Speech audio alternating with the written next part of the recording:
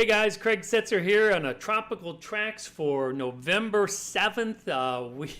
Wow, it is the hurricane season that won't end. In fact, since October 31st up to November 7th, we have had more named storms than we've ever had on record. So this is what I think a lot of the meteorologists were afraid of, is that we might have what we call a back-loaded season. In other words, meaning that our season would not be that busy in the beginning, but the end would catch up, and it is certainly doing so. So we are now to Subtropical Storm Nicole. The advisories come in, so let's get right to it. Oh, let me just throw up one thing here, because I'm always told, be sure to tell people to like, subscribe, and get the notifications for when you do these. And I apologize for getting the late start today. I was on a hour and a half, 90-minute delayed flight, and landed, got in the car, put on my lights and sirens, and zoom, got here. So this is going to be a little bit abbreviated. I apologize. I'm going to get all the graphics together, and then we'll do a little bit of a deeper dive later. But let's just go with what we've got. So first off, we have the new advisory. Let everybody know, and I'm not going to show the areas of concern, because basically all of Florida is threatened somehow from Nicole here. So Nicole, winds still 45 miles an hour. Hurricane hunters were out there today, and Nicole's winds, the strongest winds, are very, very far in terms of tropical systems or subtropical systems away from the center.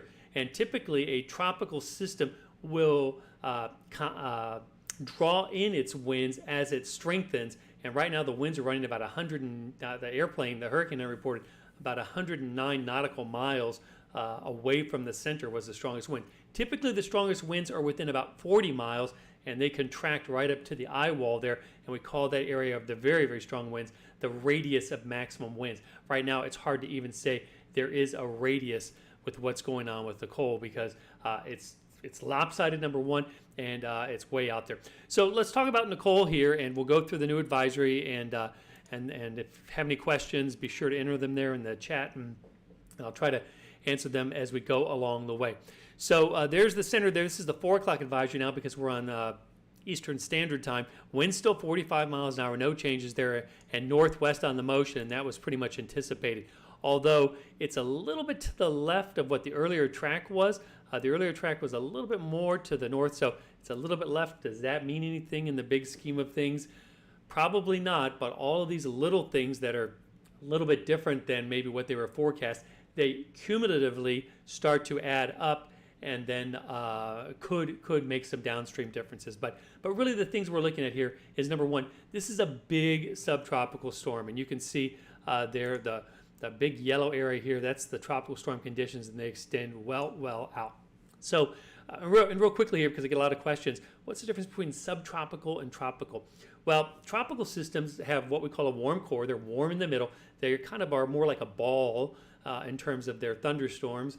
And also the winds get stronger as you get closer to the center until you get into the very center, or the eye, and then the winds drop off. On a subtropical system, it's both kind of an ocean low pressure system in this case, and a little bit of some tropical characteristics as well, meaning that the winds aren't really confined really close to the center. They're still spread out, as I said. All right, let's get to the advisory here. I know, Craig, what's the latest? So let's I'm just going to very slowly step it along here. Now, for those of you who have been watching, you know that I talk about this time and time again, about that area there in the cone. In fact, let's just go up right up to here so I can kind of point out the cone. This is the cone right there. So if anybody who plays in or out of the cone, does it matter if you're in or out of the cone? No, because the cone only tracks a one-dimensional point. It doesn't track, a big storm. Yeah, I'm excited, obviously. It tracks a point, a one-dimensional point. And so we're using a graphic that shows dimensions to track a one-dimensional point, and where that point should be 2/3 of the time, based on the Hurricane Center's 5-year skill.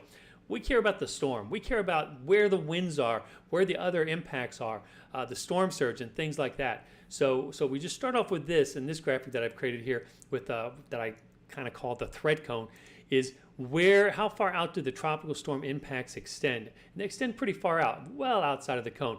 This red area here, that's where the hurricane conditions are forecast. In fact, the forecast here for Wednesday afternoon is becoming a minimal Category 1 hurricane there. So this is a little bit faster on the intensification period here. It's a strong tropical storm by the afternoon, and then by Wednesday, it's a hurricane. Now, the advisory just came in that we're looking at here, so let me just run down and look at some of the numbers here real quickly. So in 24 hours, which is going to be tomorrow at 1 p.m., it's forecast to be a 50-mile-an-hour tropical storm, and then tomorrow night at 1 a.m., it's already forecast to be a tropical storm, not a subtropical storm anymore, and it's forecast to be 65-mile-an-hour winds. So it's kind of going to undergo a transition here, and then it's forecast as we get into Wednesday at 1 p.m. to be a 70-mile-an-hour tropical storm, and then by Wednesday night, 75-mile-an-hour hurricane. So that is still a tropical storm position right there, but you can see the threat for it becoming a hurricane is growing. And then let's go forward a little bit into time here. And there we are with our position here, and that is Wednesday night. So just after midnight, the forecast is for Category 4, and you can see the hurricane conditions coming right up to the coast. We're going to break down kind of where the tropical storm conditions spread out here in just a little bit, but you can see well into the Keys now in tropical storm conditions, as well as much of the southern part of the peninsula, the central part of the peninsula. Of course, the worst of the storm is going to be along and just to the north of the track. Is the storm going to come in a little bit farther to the south on the East Coast? It's possible.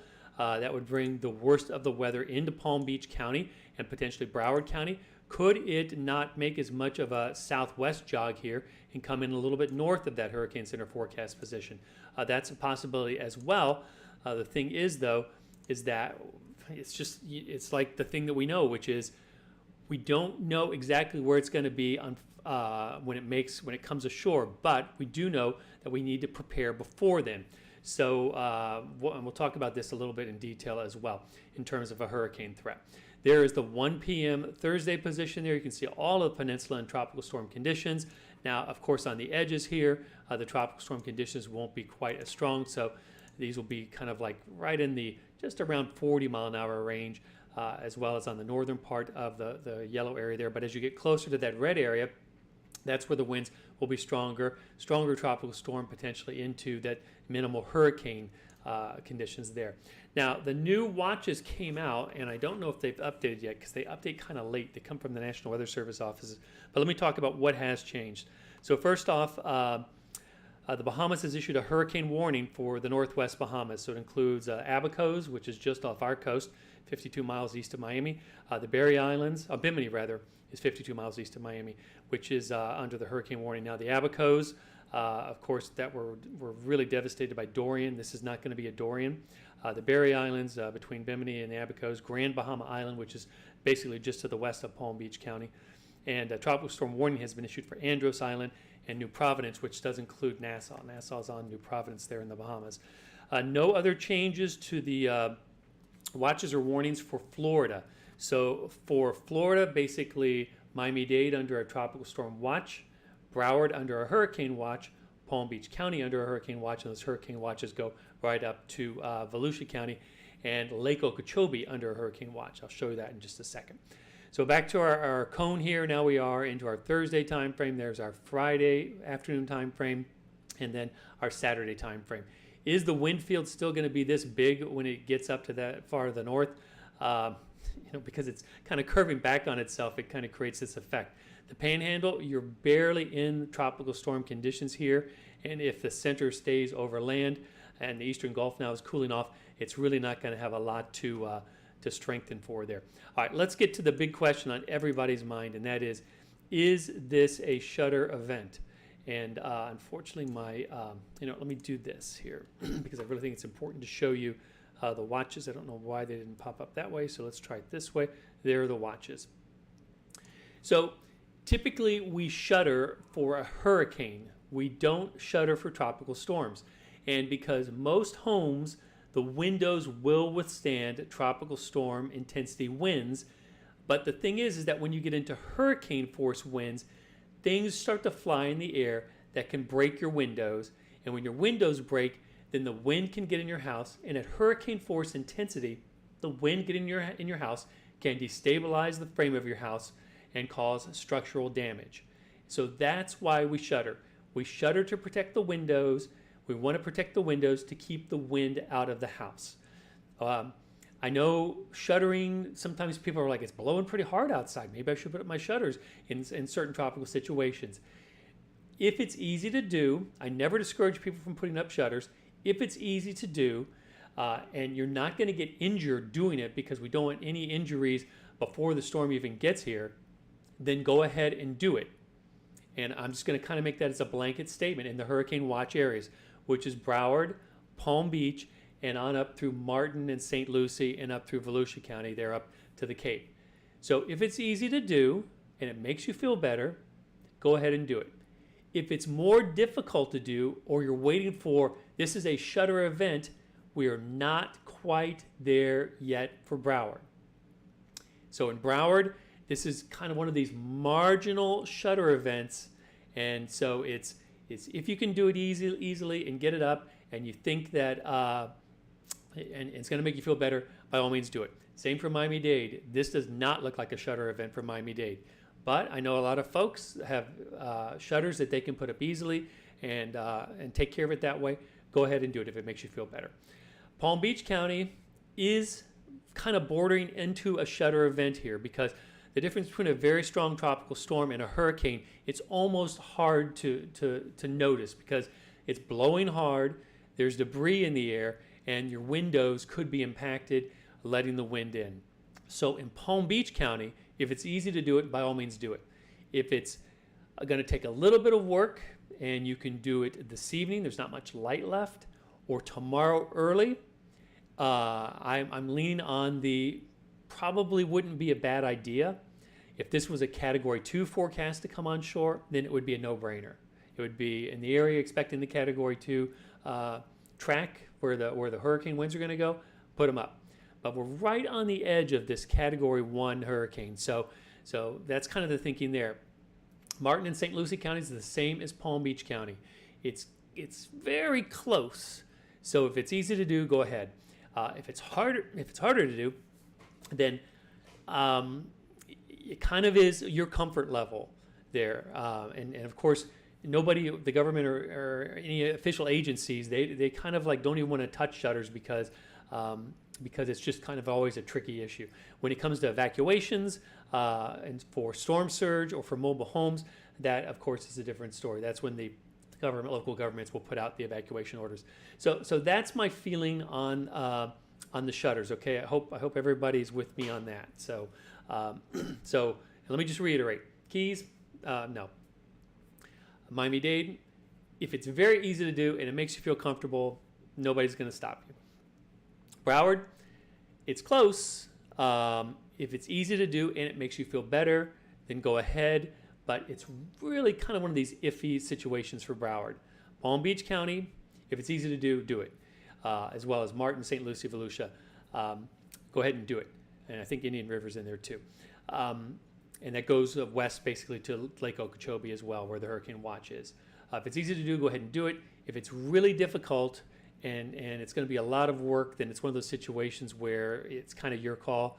And if it's a little bit difficult, but you can do it, it'll make you feel better, just be very careful, okay? That's kind of the rule there. So that's the hurricane shutter situation, okay? Now this is also kind of a marginal event, especially in Palm Beach County and a few counties north, for do you leave mobile homes or RVs or things like that.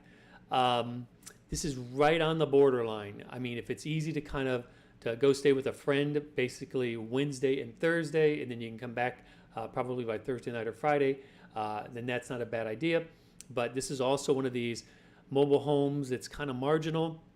To leave those, so that's where I'm going to stand on that, and that's basically Palm Beach and areas north. And Broward, I think we're okay in the mobile homes. All right, so here's the storm surge watch. It hasn't been updated, and basically for the storm surge we had right along the coast for Broward, 2 to 4 feet, Miami-Dade and Biscayne Bay, 1 to 3 feet of surge, and then the values go up a little bit higher. I think there's going to be some pretty big values on up to the north, especially north of Jupiter. So from Palm Beach north, I think we're going to see some bigger values there. We might see the storm surge warnings go up. And I think a lot of the Florida warnings, going from watches to warnings, they're going to happen probably at 11 tonight, because really it's too early to go to warnings because we're not within that 36-hour window for the storm surge and the tropical storm and the hurricane watches to go to warnings. Hopefully that makes sense. The West Coast, I think we might see some tropical storm watches go up. It's a possibility. I don't want everybody to get super excited or anxious about the West Coast. Now, for the folks that experience Ian, of course, you are by all means going to be anxious with this. This is PTSD type stuff. This is not going to be an Ian. Unfortunately, though, many of the residences and homes and buildings on the southwest coast, they're already damaged. They have tarps. They are more sensitive. It's kind of like you've already had an injury there, and so any additional minor injuries are just going to exacerbate the situation. So Fort Myers and the areas, Charlotte County, Lee County, Sarasota County, Collier County, all the way up into Central Florida where we had the flooding. All you folks, I understand this is stressful again. It's not going to be as bad as Ian, but it's going to be kind of rough here beginning later on Wednesday night into Thursday for folks on the West Coast. In fact, let's kind of break this down here on what I like to call the ETA graphic. So when we do, that's not the ETA graphic, that is a different graphic. So let me bring in the other ETA graphic. It's live TV, folks, kind of. So when we do preparations, we operate on a clock. We don't really care how far away the storm is, because it just matters when it gets here. Because if it's going slow, that's a different clock as opposed to if it's going fast. But basically, our timeline is on when do the tropical storm conditions arrive, and that's when we're going to try to have everything wrapped up by. And if the tropical storm conditions arrive in the morning, we want to have everything wrapped up sunset the night before. If the tropical storm conditions are forecast to arrive midday, we might have a window of opportunity to make preparations and stuff like that in the morning, but that's cutting it close. So basically, it's when the tropical storm conditions arrive, based on the latest advisory, that's when you want to have things wrapped up. So let's go ahead and advance this here along the timeline, and you can see in the upper left-hand corner there's our timeline, and then here comes the extent of the tropical storm winds. And it's a big extent of tropical storm winds. So you can see it there, reaching the Abacos there in the northwest Bahamas. That is 7 p.m. Tuesday. So folks watching in the northwest Bahamas, in the Abacos, also in all of the northwest Bahamas, basically. You want to have things wrapped up by probably lunchtime in the Abacos. Marsh Harbor is not a bad time, and everywhere else, including the West End, Grand Bahama, all Port Lacaya, all these areas wrapped up by sunset on Tuesday. So that's Tuesday. So let's go into, now you can see the winds, tropical storm conditions reaching Nassau there in New Providence, and just about getting over to Bimini. This is Wednesday morning, 3 a.m., 4 a.m., there's 5 a.m. So here is sunrise on Wednesday. And the tropical storm conditions just touching the eastern part of Palm Beach County there. So then let's take this back. So in Palm Beach County, we want to have things wrapped up, all the preparations done, everything done by Tuesday sunset. And because this is kind of a big wind field and it's also being enhanced by high pressure to the north, we want to, probably if we're doing things with shutters, we want to have that done even earlier, as early in the day as possible, because we're going to start having these rain squalls moving through and gusty winds, and especially if you've got the shutters that are panels, the hanging shutters, be very, very careful. This is not the kind of situation where you can just go out and put them up. The wind's going to be blowing, and a lot of people, unfortunately, get injured putting up shutters, and we don't want to have that happen. So there we are, Wednesday morning, that's 8 a.m. So let's go forward into time here now. And there we are, noon on Wednesday, and you can see that. So what happens is that it looks like it's the edge of the tropical storm winds is kind of not pushing that far inland. That's because the friction over land kind of reduces the tropical storm conditions. But you can see now into Broward and into Miami-Dade, tropical storm conditions forecast based on this advisory to arrive by noon on Wednesday. So in other words, in Miami-Dade and Broward, we want to have our preps done by sunset tomorrow night. And if we might have a window of opportunity Wednesday morning, but that's probably cutting it really close, especially in Broward, but especially Miami-Dade, but definitely in Broward. So Miami-Dade and Broward, preps wrapped up by Tuesday night, by tomorrow night at sunset. And then let's go forward into time here now, and you can see the tropical storm conditions up by the Cape. Folks there by Tuesday night as well. And then the tropical storm conditions start to spread inland there. And by sunset, I know sunset's around 5:30 now, but by sunset on Wednesday, we want to have things wrapped up on the west coast of Florida and in central Florida. And if you want to get it done before that, that's just fine. Remember, these are the latest times. These aren't the have it done at that time. These are have it done before that time. So once again, here we are into Wednesday night now. And there we are, midnight Wednesday night, and now the tropical storm conditions spreading into Tampa Bay. And now we're into Thursday morning. And the worst of the weather, just basically by looking at where the center of this wind radii is, here is in east central Florida on the Treasure Coast, on the Space Coast, and stretching down into Broward and Miami-Dade. And this is, so this is the Wednesday night, so this is going to be unfortunately a nighttime tropical event where the wind is howling, the rain is blowing, and it makes it scarier because it's dark outside. You hear noises and you can't just look out and see that it's just some palm frond that's kind of banging against a tree. So there we are Thursday. So let's go into Thursday at noon. There we are Thursday noon. So really kind of right in the middle of the state there and just about the entire peninsula under tropical storm conditions. And remember, this doesn't necessarily mean, especially if you're kind of on the edges here, that it's just going to be blowing 40 miles an hour. It's going to be gusting over 40 miles an hour, and then occasionally when these squalls come through, it'll gust over 50 miles an hour. But it's when you get closer to the center there, that's where the winds are going to be more sustained and have the higher gusts of 60.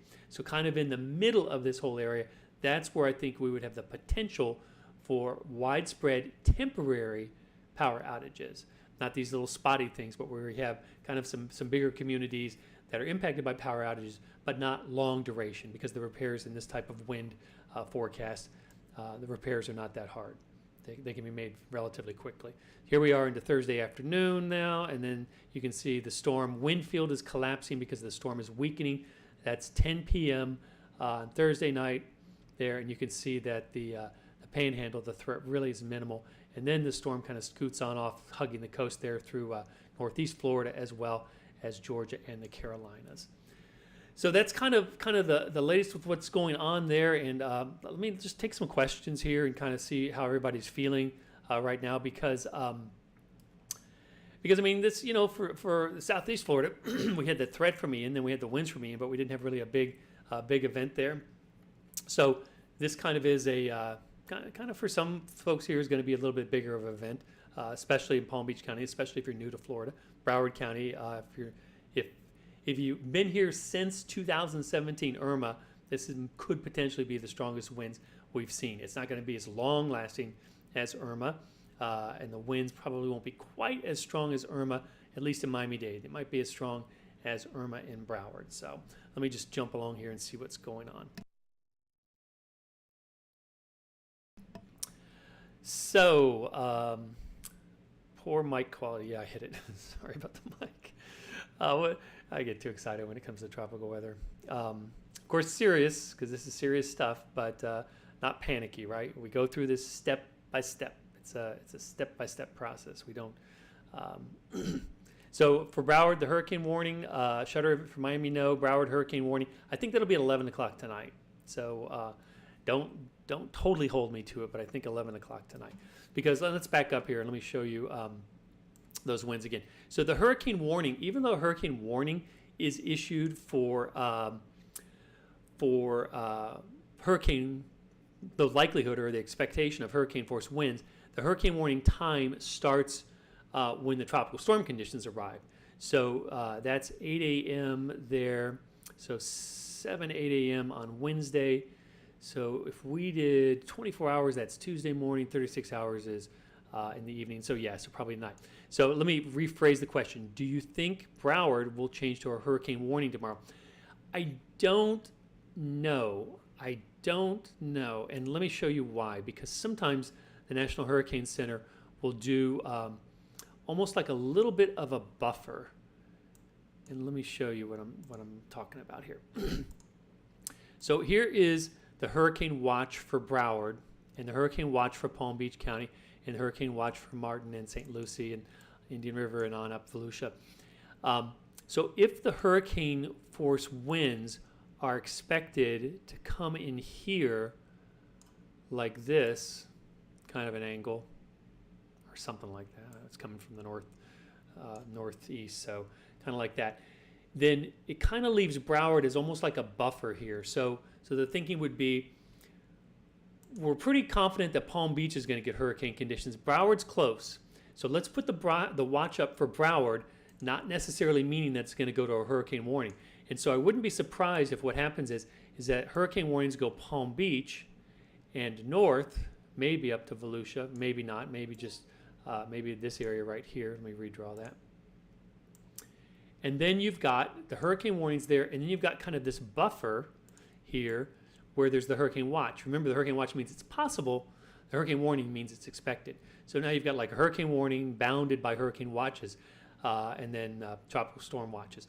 So then as you would go here, you would keep the hurricane watch in Broward, but you would also issue a tropical storm warning, because the expectation is you are going to get tropical storm conditions in Broward. You would upgrade Miami-Dade to tropical storm warning. You'd extend the watches to tropical storm watches on the West Coast, and you might upgrade these tropical storm watches to tropical storm warnings.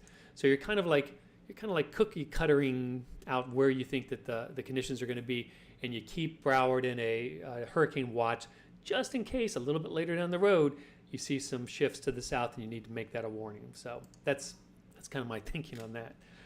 Folks at the Hurricane Center might be like, oh, Craig, what are you talking about?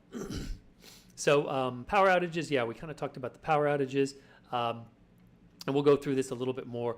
New Jersey, I think you guys are good in New Jersey unless the thing turns into an extratropical low pressure system, something like that. Yep, hope we don't lose power. So, and with respect to that, let's kind of go through our little preparations time on here. Let me answer these real quickly here. Expecting North Broward. So North Broward is going to be very, very close to kind of what we talk about with Palm Beach County. Basically, I have a feeling like, and so let me just add this in here. So the National Hurricane Center doesn't like splitting counties in half when they're very heavily populated counties. It happens from time to time. You might do like Dania Beach North or Dania Beach South or something like that, but they don't like to split counties as much. They do. It'll happen, but they don't like to because you like to think, well, why is one part of Broward going to get a hurricane and the other part of Broward is only going to get a tropical storm? That's just the way people think. So it's reasonable or possible or okay to think that north of 595 might be a little bit worse than south of 595. So basically, Broward's kind of split, even though it might be under the same warning or watch in that case or something like that. So North Broward probably a little bit more and leaning more towards the Palm Beach preps, and South Broward leaning more towards the Miami-Dade preps. Let's see, what else is going on? Is the second floor, so the second floor, so here's the thing with second floor, second story windows and stuff like that. So second floors are safe, The thing is that the high-rise buildings, when you get on up many stories up, you can sometimes get a category higher wind-wise, and that's when you do sometimes, if things fall off another building and hit your windows, you can have a problem there. We saw that in Wilma in 2005 in Miami, downtown Miami. It was crazy. So with respect to what floor you're on, in a storm surge situation, it's a much bigger deal, obviously, as we saw in Lee County and Fort Myers Beach. That's why we evacuate for storm surge, and we don't evacuate for the wind. We hunker down for the wind. So with 2 to 4 feet, the possibility in Broward of storm surge, that would likely prompt a storm surge warning. And then if you know your elevation, you might have some issues with water. Farther up the coast, if the values are higher, then that might prompt bigger evacuations. Let me put it that way. In Broward, it's probably going to be on the edge of any type of mandatory evacuations, which would be basically the beach. I kind of don't think that's going to happen, but that's just kind of my thinking right now. Sustained winds get in Miami-Dade. So I think, we could probably see 40-mile-an-hour sustained winds with gusts to 60 in Miami-Dade. And I think we could see 50-mile-an-hour sustained with gusts to 70 in Broward, especially as you go to the north. And I think we can see 60 with gusts to 80 in Palm Beach. I think those are all reasonable expectations there. Message you. Oh, okay. Let's see. How do you think it'd be over us? So the speed is gonna keep kind of moving along there, but the thing is, it's kind of a big system, so it's gonna take a while to get across. It's not as big as Irma. It's not gonna take where it blew all day, blew all of Saturday night, Sunday night with Irma, but it is gonna blow probably for 24 hours here, as it takes that time for that to go across. The trend for Nicole getting stronger in the last 24 hours. No, there hasn't been a trend of that. Let's dissect some other stuff here. Let's do a deeper dive. People are like, we need a deeper dive. Let's do a deeper dive.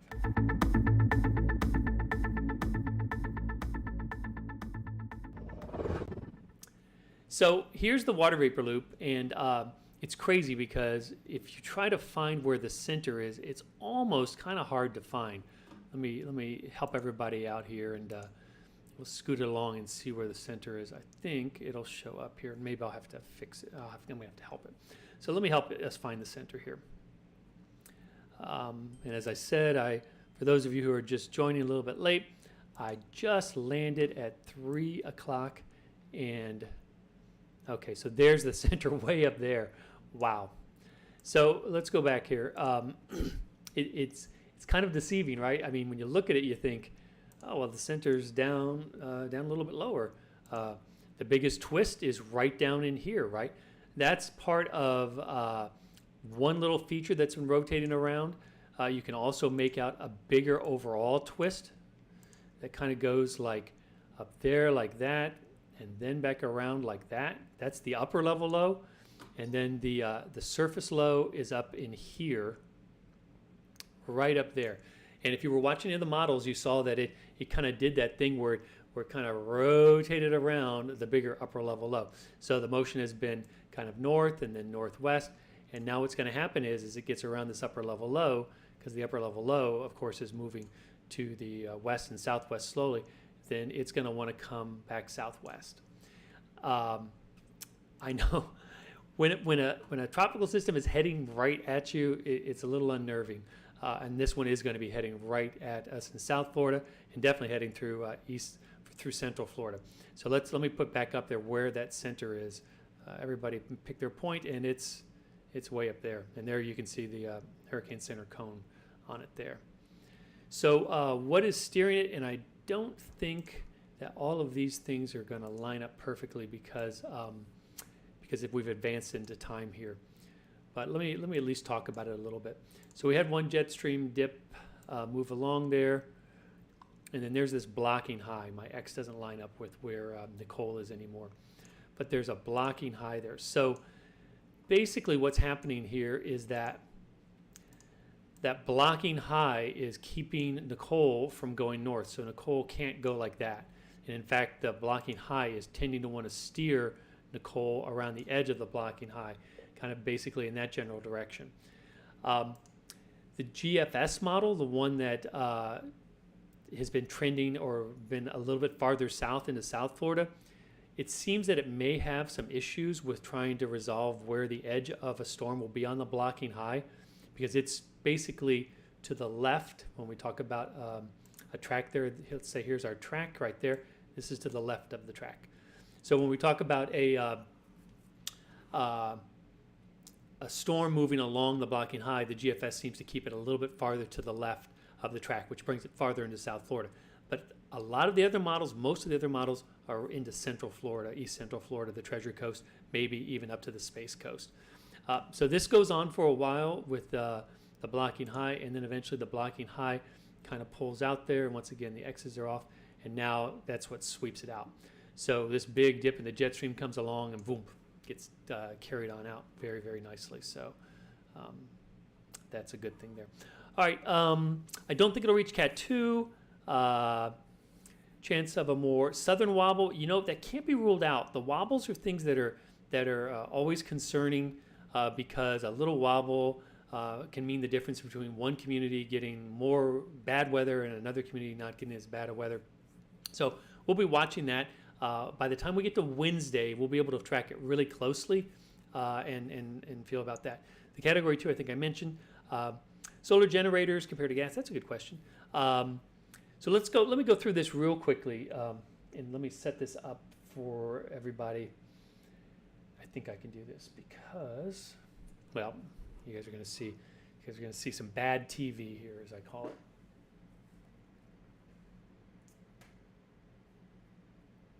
Let's put this up. All right. So, and then I'm going to bring this full screen so you can see it as well. All right, so this is our threat and prep timeline. And this is important because a lot of people who haven't been through a hurricane, they don't know when to prepare. And so the two questions we ask in our threat and prep timeline is where is the storm going and when do I prepare? So when a storm is 7 days away, obviously this one's no longer 7 days away, but when it's 7 days away, we just want to know, is it coming in our general direction? By the time we get to 4 or 5 days away, that's when we start to see, is it going to be an issue to Florida? And then when we get into the 4-day time frame, is it a Central and South Florida threat? 3-day time frame, is it a threat to South Florida? And so now we're into the 2-day time frame here. And now we start to ask the questions, is it a threat to Miami-Dade and Broward or Keys or Palm Beach County? It's hard to get too specific on what's it going to be in Hialeah or what's it going to be in Homestead or what's it going to be in West Palm Beach, because we're just not that certain yet. The certainty is still getting better as it gets closer, but we're not quite there yet. Now, when we get into the 24 to 36 hour time frame, that's when the warnings get issued, and that's when we kind of get more specific on exactly which counties, and we can start kind of ruling out some counties and then putting counties in. And then when we get it within 24 hours, then we can really talk about where the highest threats are. So we're kind of a little bit ahead of the gun here talking about Palm Beach County, but that's okay. And up the coast being the highest threat. And then when we get to 12 hours, when we say the highest threat, that's where is the very worst of the weather going to be. It's not are we going to see any impacts at all. It's the very worst of the weather. And then of course when we get into that 3 to 6 hour time frame, that's when we're just staying at home. We're not going out. And that's when we know if it's a specific threat to our community. So let's talk really about the preparations, because I think that's what's most important right now. So a couple days ago, I was talking about we need to be topping off our hurricane kits and supplies. And I know some people are like, it's not coming here. You know what? The cool thing about this is that you just prepare step by step. It's not a rush. It's just do a little bit here, a little bit there. And at any time, you can pause. You don't have to continue the preps. You just do it step by step. Now, the 3 days away time frame, we're kind of past that. That's the personal preparations. That's to get the cash, medicines, things like that. And make sure checking your hurricane kit, make sure that your batteries work and things like that. Make sure you have your supplies and stuff.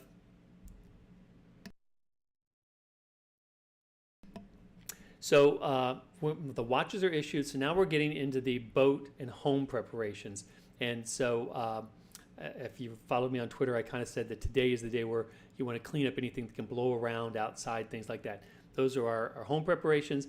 And for boaters, I was talking about extra long dock lines, maybe even taking down windage. Windage is the canvas that can catch the wind and put an extra strain on the boat and the cleats and the dock lines and the docks themselves. And then when we go beyond that, now we're when we get into the 1 day time frame. So that's 24 to 36 hours. The 1 day time frame is going to be tomorrow. Tomorrow is the finish outdoor preparations.